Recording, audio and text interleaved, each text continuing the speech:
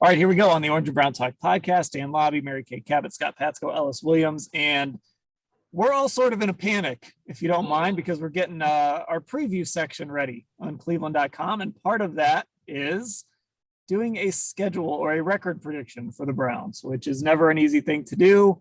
A few years ago, I picked they'd go 10-6. They went 6-10. Last year, I said 8-8. They went 11-5. So I'm not very good at this. I'm just going to admit that.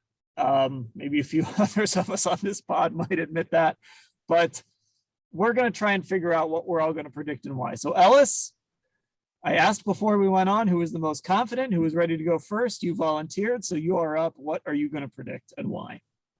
Well, I know I'm getting this exactly right. So let's walk through this slowly.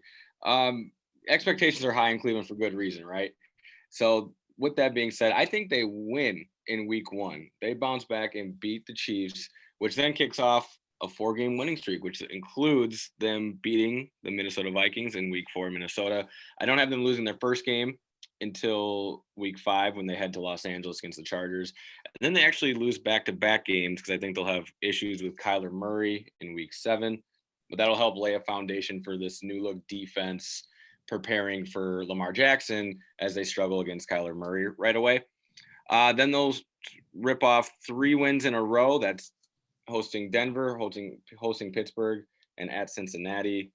A loss to the Patriots, beating the Lions, a loss to the Ravens. Then you're already at the week 13 bye. They come back and beat the Ravens, which I think we can talk about that a little bit, just how odd that Ravens lineup is. I have them beating the Raiders, a revenge game from last year at home, a loss to the Packers in Lambeau, only because it'll be cold, it'll be Christmas. That just feels like a perfect Packer game coming from a Minnesota kid. They'll beat Pittsburgh in week 17 and beat the Bengals in week 18, which puts them at a 12-5 record, which is just strange to say. We're all going to have to get used to figuring out how that 17th game sounds. No more 8-8s. And then I wrote that I have them reaching the AFC Championship. Before I tell you my prediction, I need to explain something. So, okay. And I really base this a lot on data and analytics and all that kind of stuff. At first I started doing the schedule game, and I just got tired of it like a few games in. So kudos to Ellis for sticking it out. But I stopped and just decided not to do that. The Browns are supposed to regress this season. Like, they outperformed what they were expected to do last season.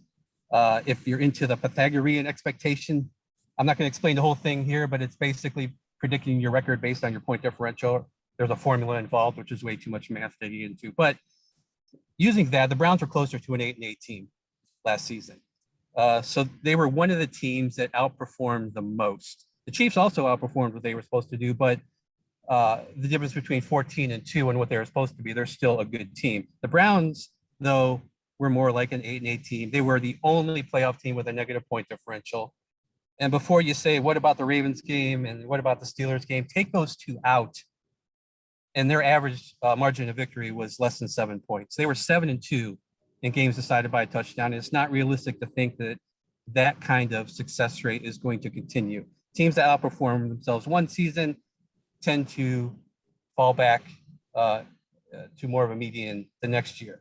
In 2019, the 5 teams that outperformed themselves the most, they all had at least 2 fewer wins the next season in 2020. So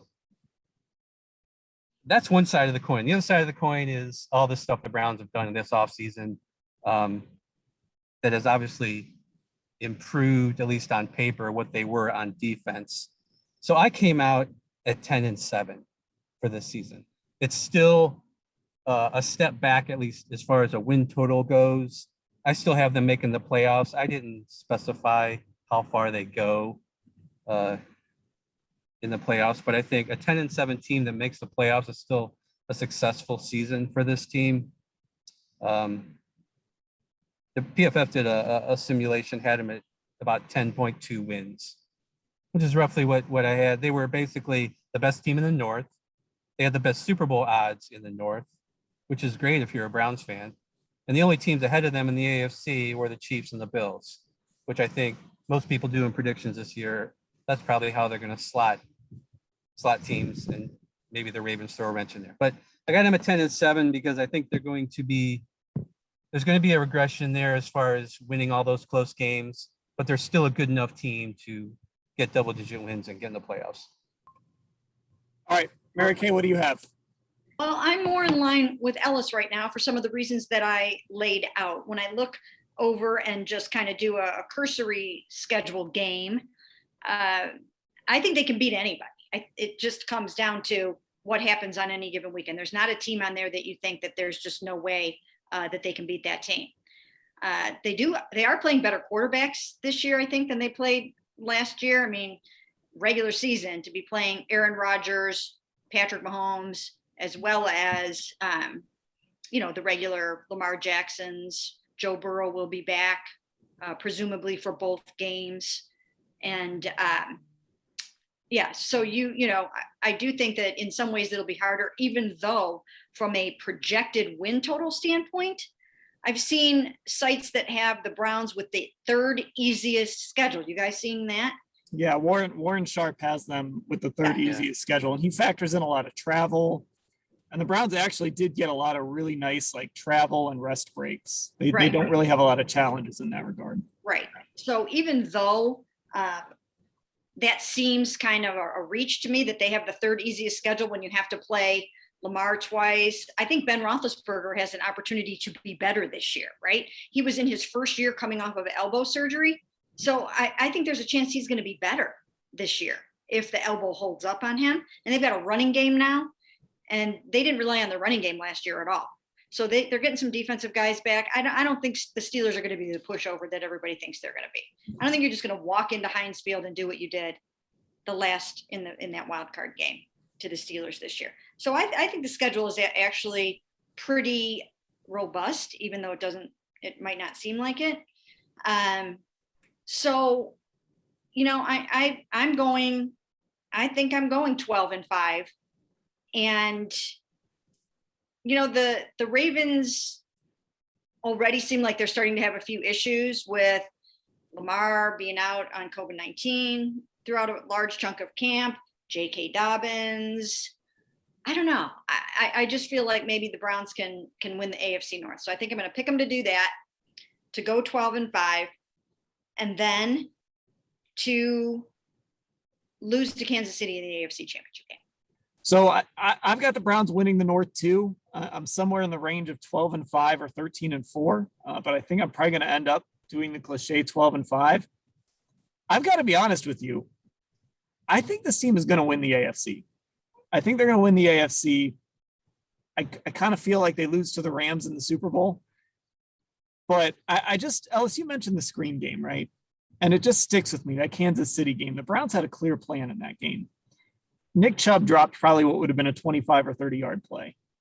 Rashard Higgins gets hit in the helmet and fumbles an inch away from what would have been a touchdown. That was such a close game, and I thought the Chiefs were going to roll in that game. And it ended up being such a close game, and the Browns lost that opportunity, not taking advantage of Patrick Mahomes getting hurt. And they could have gone to the Super Bowl last year. So I really believe this team is good enough to get to LA in February, and so I'm just going to say they will. I think they'll go 12-5. I think they'll win the North, and I think they'll figure out a way to beat Kansas City along the way. Now, we haven't talked about Buffalo at all. I think Buffalo is going to be really good this year. There might be some regression there, but I think they're going to be really good again this year. And I do think Baltimore is going to be really good this year. But I think the Browns, I think we all have, I think they belong in that discussion of teams that can make it to the Super Bowl. So what the heck? I might just make that jump.